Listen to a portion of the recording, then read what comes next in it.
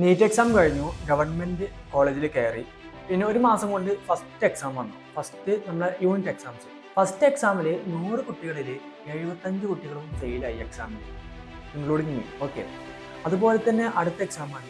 ഇത് തന്നെ ഒരു 2-3 മാസത്തേക്ക് ഇത് തന്നെയാണ് കണ്ടിന്യൂ ചെയ്യാറ്. അപ്പോൾ എന്തുകൊണ്ടാണ് ഈ നീറ്റ് ടോപ്പേഴ്സ് എല്ലാം MBBS കയറുമ്പോൾ ഫെയിൽ ആവുന്നു എന്നുള്ളതാണ് ഇന്നത്തെ topic. NEET versus MBBS comparison video. അടിപൊളി വീഡിയോ തന്നെയായിരിക്കും. ഈ വർഷം നീറ്റ് എഴുതുന്നവർക്കും ഇപ്പോൾ നീറ്റ് കഴിഞ്ഞവർക്കും അതുപോലെ തന്നെ MBBS കയറാൻ വേണ്ടി നിൽക്കുന്നവർക്കൊക്കെ ഹെൽപ്ഫുൾ ആവുന്ന ഒരു അടിപൊളി വീഡിയോ തന്നെയാണ്. അപ്പോൾ നിങ്ങൾ എല്ലാവരും വീഡിയോ മസ്റ്റായിട്ട് ലൈക്ക് ചെയ്യുക. കാര്യം നിങ്ങളെ ലൈക്ക് ഉണ്ടായാലും നമുക്ക് വീഡിയോ കൂടുതൽ റീച്ച് കിട്ടില്ല. അപ്പോൾ നിങ്ങൾ എല്ലാവരും മസ്റ്റായിട്ട് ലൈക്ക് ചെയ്യുക, സപ്പോർട്ട് ചെയ്യുക, അതുപോലെ തന്നെ സബ്സ്ക്രൈബ് ചെയ്യുക.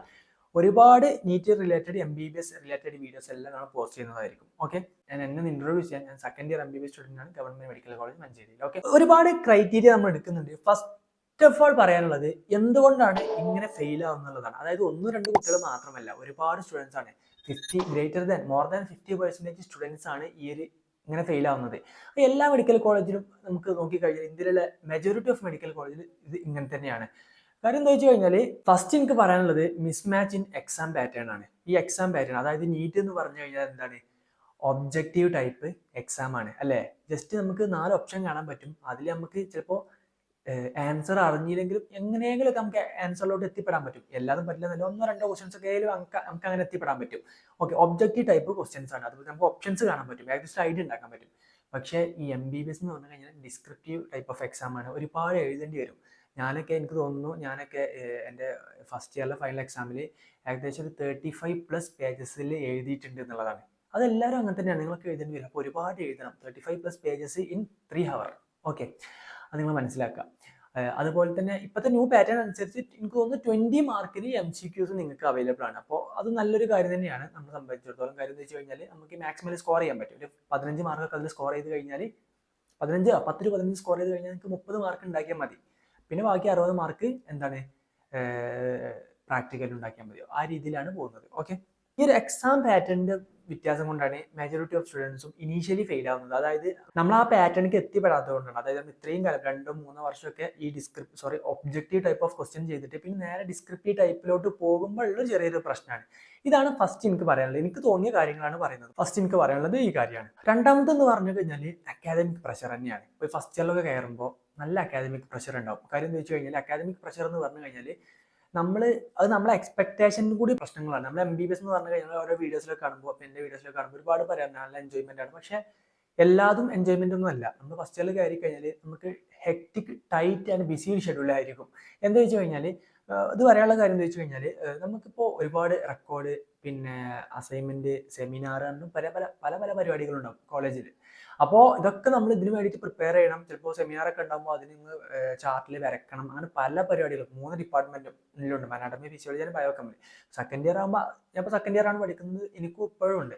ഓക്കെ, അപ്പോൾ ടൈറ്റ് ഷെഡ്യൂൾ ആകുമ്പോൾ നിങ്ങൾക്ക് എന്താ വെച്ചാൽ അനാട്ടമിന് ഒരുപാട് പഠിക്കാനുണ്ടാവും, അതുപോലെ തന്നെ ഫിസിയോളജി, ബയോകെമിസ്ട്രി ഒക്കെ പഠിക്കണം. സോ ഇങ്ങനെ അക്കാദമിക് പ്രഷർ കൊണ്ടാണ് എന്താ വെച്ചാൽ എല്ലാം കൂടി പഠിച്ചു തീരാത്തതിന്റെ ഒരു പ്രശ്നം കൂടി നിങ്ങൾക്ക് ചിലപ്പോൾ ഫേസ് ചെയ്യുന്നുണ്ടാവും. അതുകൊണ്ടും ഈ സ്റ്റുഡൻസ് ഫെയിൽ ആവാൻ ചാൻസ് കൂടുതലാണ് ഇനീഷ്യൽ എക്സാമിലൊക്കെ. പക്ഷേ ലാസ്റ്റ് എക്സാം, ഫൈനൽ എക്സാം ഒക്കെ ആകുമ്പോഴത്തേക്ക് എല്ലാവരും ട്രാക്കിൽ കയറും. അതുകൊണ്ട് എല്ലാവരും എന്ത് ചെയ്യും, ലാസ്റ്റ് ഒക്കെ എക്സാം ആകുമ്പോഴത്തേക്ക് എല്ലാവരും, ഇപ്പം ഞങ്ങളുടെ കേസിലൊക്കെ 100% പാസ്സാണ്, എല്ലാവരും പാസ് ആവുകയും ചെയ്യും. ഓക്കെ, അപ്പോൾ ഇതുകൊണ്ട് കാരണം കൊണ്ടാണ് ഈ ഫസ്റ്റത്തെ കുറച്ച് മാസം ഒരുപാട് സ്റ്റുഡൻസ് ഫെയിൽ ആവുന്നത്. അതുപോലെ തന്നെ വേറൊരു കാര്യം പറയാനുള്ളത്, ഇത് നിങ്ങൾക്ക് ഹെൽപ്ഫുൾ ആവുന്ന കാര്യമാണ്, ഈ ലേണിംഗ് ഹാബിറ്റ് ഉണ്ട്. ഇപ്പം നമ്മൾ ലേണിംഗ് ഹാബിറ്റ് എന്ന് പറഞ്ഞു കഴിഞ്ഞാൽ, ഇപ്പം നമ്മളിപ്പോൾ നീറ്റിനൊക്കെ പഠിച്ചപ്പോൾ ഒരുപാട് എന്താ പറയുക, ഷോർട്ട് കട്ട് മെത്തേഡിലായിരിക്കും പഠിക്കുന്നത്. ഷോർട്ട് കട്ട് എന്ന് പറഞ്ഞാൽ എങ്ങനെയൊക്കെ ആൻസർ കിട്ടണം. പക്ഷേ നമ്മൾ MBBS പഠിക്കുമ്പോൾ ഷോർട്ട് കട്ട് ഒന്നും അപ്ലിക്കബിൾ അല്ല. ഷോർട്ട് കട്ട് അപ്ലിക്കബിൾ ആണ്, പക്ഷേ എല്ലാ കാര്യത്തിനും ഷോർട്ട് കട്ട് പറ്റില്ല. നമ്മൾ ഡീറ്റെയിൽ ആയിട്ട്, ഡെപ്ത് ആയിട്ട് കോൺസെപ്റ്റും അതിൻ്റെ എല്ലാ കാര്യവും അറിയണം. ചിലപ്പോൾ നമുക്ക് ഈ ഫിസിക്സ് ഒക്കെ പ്രോബ്ലം ചെയ്യുമ്പോൾ ചിലപ്പോൾ ഇക്വേഷൻസ് മാത്രം അറിഞ്ഞാൽ മതിയാവും, അതിൻ്റെ പെരിഫറലുള്ള സാധനം മാത്രം, സൂപ്പർഫിഷ്യൽ ഉള്ള സാധനം മാത്രം. പക്ഷേ നീറ്റിന് നിങ്ങൾ MBBS നിങ്ങൾ പഠിക്കുമ്പോൾ, എക്സാം എഴുതുമ്പോൾ പെരിഫറലി ഉള്ള കാര്യം മാത്രം അറിഞ്ഞാൽ പോരാ, സൂപ്പർഫിഷ്യൽ ഉള്ള കാര്യം മാത്രം അറിഞ്ഞാൽ പോരാ. അതിനുള്ളിലുള്ള ഡീപ്പായിട്ടുള്ള എല്ലാ കാര്യം അറിഞ്ഞാലേ നിങ്ങൾക്ക് എന്തെങ്കിലുമൊക്കെ എഴുതാൻ കിട്ടുള്ളൂ. ഓക്കെ, 2 പേജ് എസ് ഒക്കെ ആണെന്നുണ്ടെങ്കിൽ 2-3 പേജൊക്കെ നിങ്ങൾ എഴുതേണ്ടി വരും. അപ്പോൾ ഇതിൻ്റെ ഒരു പ്രശ്നം കൊണ്ട് നിങ്ങൾ എന്ത് ചെയ്യും, ഇനീഷ്യലി നിങ്ങൾ ഫെയിൽ ആവാൻ ചാൻസ് കൂടുതലാണ്. പിന്നെ പറഞ്ഞ പോലെ തന്നെ, നേരത്തെ പറഞ്ഞ പോലെ തന്നെ മെന്റൽ ഹെൽത്ത് ആണ്. മെന്റൽ ഹെൽത്ത് എന്ന് പറഞ്ഞു കഴിഞ്ഞാൽ ഭയങ്കര സ്ട്രെസ്സാണ്. സ്ട്രെസ് എന്ന് പറഞ്ഞു കഴിഞ്ഞാൽ നമുക്ക് ചിലപ്പോൾ സ്ട്രെസ് എന്ന് പറഞ്ഞു കഴിഞ്ഞാൽ നമ്മളായിട്ട് ഉണ്ടാക്കുന്ന സ്ട്രെസ് എന്ന് വെച്ച് കഴിഞ്ഞാൽ ഒരുപാട് പഠിക്കാനുണ്ട്, അങ്ങനെ നമ്മൾ ചിന്തിച്ചിട്ട് ഉള്ള പ്രശ്നങ്ങൾ. പിന്നെ വേറൊരു കാര്യം പറയാനുള്ളത്, നമ്മളിപ്പോൾ കോളേജിലാവുമ്പോൾ നമ്മളിപ്പോൾ നമ്മളിപ്പോൾ നീറ്റിന് പഠിക്കണമെങ്കിൽ എന്താ ചെയ്യുക? നമ്മളിപ്പോൾ റൂമിൽ ഇരുന്നിട്ട് ഇങ്ങനെ പഠിക്കും, ഒരുപാട് കാര്യങ്ങൾ പഠിക്കും. നമുക്ക് വേറെ ഡിസ്ട്രാക്ഷൻസും കാര്യമൊന്നുമില്ല, സ്വന്തമായിട്ട് പഠിക്കും. പിന്നെ പഠിത്തം മാത്രമേ ഉള്ളൂ അവിടെ. പക്ഷേ കോളേജ് ആകുമ്പോൾ പഠിത്തം മാത്രമല്ല, കോളേജ് എന്ന് പറഞ്ഞു കഴിഞ്ഞാൽ പഠിത്തം കുറവാണ്, കൂടുതൽ പ്രോഗ്രാംസ് ആയിരിക്കും അല്ലേ? അപ്പോൾ പ്രോഗ്രാംസ് ആകുമ്പോൾ നിങ്ങൾക്ക് പഠിക്കാനുള്ള ടൈം കിട്ടിയെന്ന് വരില്ല. അപ്പോൾ അതിൽ ടൈം കണ്ടെത്തിയിട്ട് നമ്മൾ പഠിക്കണം. അപ്പോൾ മെയിൻലി നമ്മൾ എല്ലാവരും കൂടിയിട്ട് നമ്മൾ എന്ത് ചെയ്യും? പഠിക്കുന്നതിൻ്റെ അളവ് കുറവായിരിക്കും. അപ്പോൾ അതിൻ്റെ കാരണം കൊണ്ടാണ് എനിക്ക് മനസ്സിലായത്, അതിൻ്റെ കാരണം കൊണ്ടാണ് കൂടുതൽ കുട്ടികൾ ഫെയിൽ ആയിട്ടുള്ളത്. ഇപ്പം എന്താ വെച്ചാൽ നീറ്റൊക്കെ എഴുതിയവർ എല്ലാവരും അത്രയും നീറ്റൊക്കെ ക്രാക്ക് ചെയ്തവർ എല്ലാവരും അത്രയും ഹൈലി പൊട്ടൻഷ്യൽ ഉള്ള സ്റ്റുഡൻസ് തന്നെയാണ്.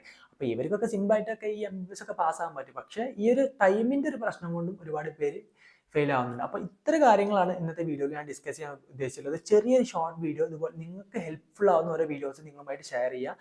അപ്പോൾ MBBSലൊക്കെ ഈ വർഷം കയറുന്നവരൊക്കെ ഇനീഷ്യലി കുറച്ച് എക്സാമിലൊക്കെ നിങ്ങൾ ഫെയിൽ ആവും. അതൊന്നും പ്രശ്നമാക്കണ്ട. അത് എല്ലാവരും അങ്ങനെ തന്നെയാണ്, ഞാനും അങ്ങനെ തന്നെയായിരുന്നു. പിന്നെ എൻ്റെ ഒരു കേസ് പറയുകയാണെന്നുണ്ടെങ്കിൽ എനിക്ക് ബയോകെമിസ്ട്രി ഫസ്റ്റ് എക്സാം കഴിഞ്ഞപ്പോൾ ഏറ്റവും കുറവ് മാർക്ക് എനിക്കായിരുന്നു ക്ലാസ്സിൽ. ഓക്കെ, ബയോകെമിസ്ട്രിയിൽ ഫസ്റ്റ് ഇയറിൽ. പക്ഷേ ഫൈനൽ എക്സാമിൽ എനിക്ക് നല്ല മാർക്ക് ഉണ്ടായിരുന്നു. അത് ഇനീഷ്യലി നമുക്ക് അതിൻ്റെ ഒരു പ്രശ്നം. ഈ ബയോകെമിസ്ട്രി എന്ന് പറഞ്ഞാൽ എനിക്ക് പൊതുവേ കെമിസ്ട്രി ടഫാണ്. അപ്പോൾ ബയോകെമിസ്ട്രി എനിക്ക് പൊതുവേ ഒരു ഇതില്ലാത്തൊരു സബ്ജക്റ്റാണ്. അപ്പോൾ അതിൻ്റെ ഒരു പ്രശ്നമാണ്. പിന്നെ അനാട്ടമി കുഴപ്പമില്ലായിരുന്നു. അനാട്ടമി എന്ന് പറഞ്ഞു കഴിഞ്ഞാൽ നമുക്ക് മെമ്മറൈസ് ചെയ്ത് ഇമാജിൻ ചെയ്ത് പഠിക്കാൻ പറ്റും. അപ്പോൾ ഓരോന്ന് പഠിക്കുമ്പോൾ അതിൻ്റെതായിട്ടുള്ള രീതികളുണ്ട്. അനാട്ടമി പഠിക്കുന്നത് വേറെ മെത്തേഡിലാണ്. അതിൽ കാണാതെ പഠിക്കേണ്ട ആവശ്യമില്ല. നമ്മൾ ഏകദേശം ഓരോ കാര്യങ്ങൾ നമ്മളിങ്ങനെ ഓർത്ത് വെക്കുക. അപ്പോൾ നമ്മളെ ബോഡിയിൽ തന്നെ ഓരോ കാര്യങ്ങൾ നമുക്ക് നോക്കിയിട്ട് തന്നെ നമുക്ക് അതിങ്ങനെ അതിൻ്റെ ബൗണ്ടറീസും കാര്യങ്ങളൊക്കെ നമുക്ക് സെറ്റാക്കി എഴുതാൻ പറ്റും. പക്ഷേ ഫിസിയോളജി എന്ന് പറഞ്ഞു കഴിഞ്ഞാൽ നമ്മൾ ബയോളജി നമ്മളെ +2 സിലബസ് ഉണ്ടല്ലോ, ഏകദേശം അതിൻ്റെ ഒക്കെ ഒരു ഐഡിയ ഉണ്ടായി കഴിഞ്ഞാൽ ഏകദേശം റെഡിയാവും. പിന്നെ ബയോകെമിസ്ട്രി ആണ്. ബയോകെമിസ്ട്രി ചില സ്റ്റുഡൻസിന് ടഫായിരിക്കും, ചിലർക്ക് ബയോകെമിസ്ട്രി എന്ന് പറഞ്ഞാൽ സിമ്പിളാണ്. അതിൽ 99% സ്റ്റുഡൻസിനും ബയോകെമിസ്ട്രിയാണ് സിമ്പിൾ. പക്ഷേ എന്താ പറയുക, അതിൽ ബയോകെമിസ്ട്രി ഇഷ്ടമില്ലാത്തവർ, അതായത് ഈ കെമിസ്ട്രി റിലേറ്റഡ് ആയിട്ടുള്ള കാര്യങ്ങൾ ഇഷ്ടമില്ലാത്തവർക്ക് ചിലപ്പോൾ ടഫായിരിക്കും. അപ്പോൾ ഈ വർഷം MBBSന് കയറുന്നവർ ഇതൊക്കെ ശ്രദ്ധിക്കുക. യാതൊരു കാരണവശാലും ടെൻഷനൊന്നും വേണ്ട. ഇനീഷ്യലി കുറച്ച് എക്സാമൊക്കെ നിങ്ങൾ ഫെയിൽ ആവും, പക്ഷേ ഗ്രാജുവൽ അത് ഇമ്പ്രൂവ് ആയിക്കോളും. ഓക്കെ, അപ്പോൾ ഇത്ര കാര്യമാണ് പറയാനുള്ളത്. അപ്പോൾ അടുത്ത വർഷം നീറ്റ് കഴിഞ്ഞ് കയറുന്നവരും ഇത് ശ്രദ്ധിക്കുക. പിന്നെ നീറ്റ് കഴിഞ്ഞ് കഴിഞ്ഞാൽ നിങ്ങൾക്ക് എങ്ങനെയായാലും 4 മാസമൊക്കെ ഫ്രീ ടൈം കിട്ടും. ഈ ഫ്രീ ടൈം കിട്ടുമ്പോൾ നിങ്ങൾ എന്തെങ്കിലുമൊക്കെ നോക്കുക, ജസ്റ്റ് എങ്ങനെയൊക്കെയാണ് ഇതിൻ്റെ അക്കാദമിക്സും കാര്യങ്ങളൊക്കെ നോക്കിയിട്ട് നിങ്ങൾ ഏകദേശം ഐഡിയ ഉണ്ടാക്കി വെക്കുക. പിന്നെ നിങ്ങൾക്ക് കയറുമ്പോൾ തന്നെ 4 മാസം, സോറി 2 ആഴ്ച നിങ്ങൾക്ക് ഫൗണ്ടേഷൻ ഒക്കെ ഉണ്ടാവും. ഏകദേശം എന്താണ് MBBS എന്നൊക്കെ പറഞ്ഞു തരുന്ന ഓരോ കാര്യങ്ങളായിരിക്കും. അപ്പോൾ ഇത്ര കാര്യങ്ങളാണ് നമ്മൾ പറയാൻ ഉദ്ദേശിച്ചിട്ടുള്ളത്. അപ്പോൾ നിങ്ങൾ വീഡിയോ തീർച്ചയായിട്ടും ലൈക്ക് ചെയ്യുക. അപ്പോൾ എല്ലാവരും ഉഷാറായിട്ട് ഇരിക്കുക. അടുത്ത വർഷം അടിപൊളിയായിട്ട് നീറ്റ് എക്സാം എഴുതുക. ഈ വർഷം നീറ്റ് എക്സാം എഴുതിയവരൊക്കെ ഉഷാറായിട്ട് ഇരിക്കുക. നല്ല കോളേജൊക്കെ നിങ്ങൾക്ക് കിട്ടും. So all the best.